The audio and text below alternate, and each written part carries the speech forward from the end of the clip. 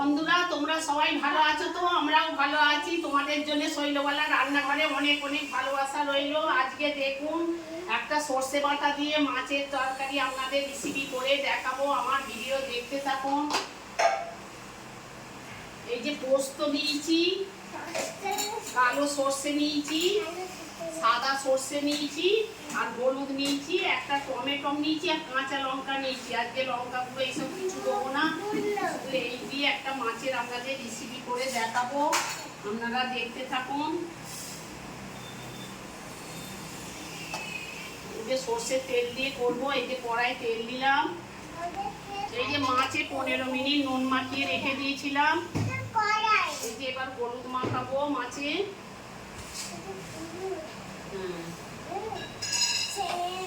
কড়াতে একটু হলুদ দিয়ে দিলাম যাতে তেলটা না গায়ে ছেটকায়, আর মাছটা জড়াবে না। একটু নুন দিয়ে দিলাম।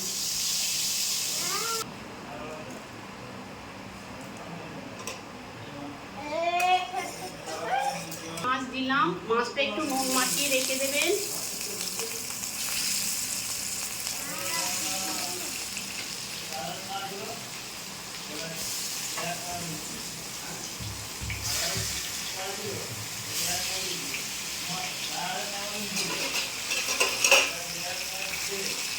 মাছটা তুলে নিলাম। দেখুন বন্ধুরা, মাছটা ভাজা হয়ে গেছে, দু পিসি হয়ে গেছে।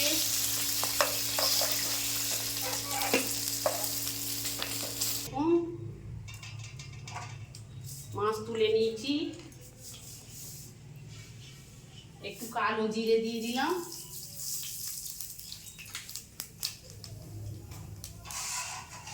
এই যে টমেটোটা আপনারা পেস্ট করেও দিতে পারেন। আমি টমেটোটা কুচি কুচি করে নিয়েছি, একটা বড় টমেটো। আর লাল পাকা লঙ্কা, আমি লঙ্কা বেটে দিয়েছিলাম, আবার লঙ্কা গোটা গোটা দিয়েছি। তেলের ওপর হলুদ দিয়ে দিলাম, আর এই যে নুন দিয়ে দিলাম, একটু জল দিলাম।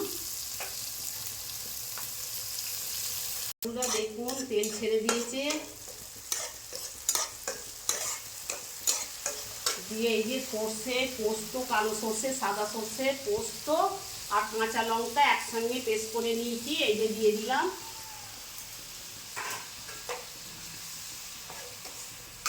লঙ্কা পেস্ট করেও দিতে পারেন। এইরকম গরম ভাতে আপনারা একদিন করে খেয়ে দেখুন। পেঁয়াজ রসুন ছাড়াই এটা, আপনারা যারা তো পেঁয়াজ রসুন খায় না তারা এরকমভাবে মাছের ঝাল করে খেতে পারে সর্ষে পোস্ত দিয়ে। পোস্ত আপনারা নাও দিতে পারেন, কালো সর্ষে, সাদা সর্ষে দিয়েও করা যায়। পোস্তটা দিলে একটু টেস্টটা বেশি ভালো হয়। এই যে এবার একটু জল দিয়ে দিলাম।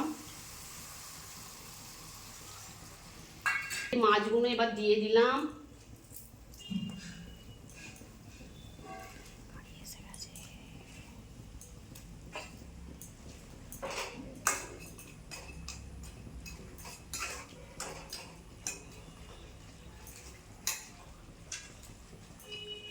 দিয়ে 5 মিনিট চাপা দিয়ে রাখবো।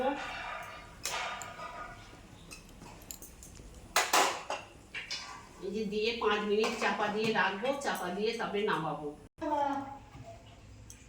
এই যে বন্ধুরা দেখুন, সর্ষে বাটা দিয়ে মাছের ঝাল করেছি। আপনারা এরকম গরম ভাতে করে দেখুন। যদি ভালো লাগে কমেন্ট করবেন, লাইক দেবেন, একটা সাবস্ক্রাইব করবেন। আপনাদের ভালো লাগলে শৈলবালা রান্নাঘরে একটা সাবস্ক্রাইব করে লাইক দিয়ে দেবেন। বন্ধুরা নমস্কার।